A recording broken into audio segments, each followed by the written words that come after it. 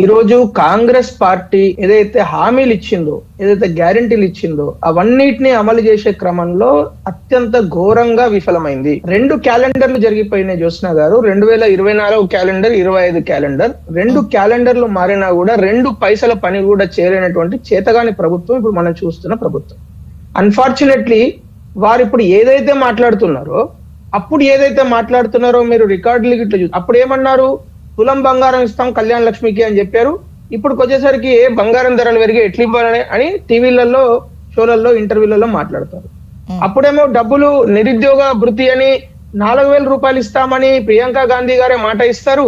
ఇక్కడికి వచ్చేసరికి బట్టి విక్రమార్క గారు అసెంబ్లీ సాక్షిగా మేము అనలేదు, అసలు మాకేం సంబంధం లేదు, నిరుద్యోగ భృతి మేము ఇవ్వమని చెప్తారు. మహాలక్ష్మి స్కీమ్ కింద 2,500 రూపాయలు ఇస్తామని చెప్తారు. పిల్లలకు స్కూటీలు ఇస్తా అని చెప్తారు. మహిళలకు అన్ని రకాల సదుపాయాలు చెప్తా అని చెప్తారు. బడ్జెట్కి వచ్చేసరికి మొండి చేయి చూపిస్తారు.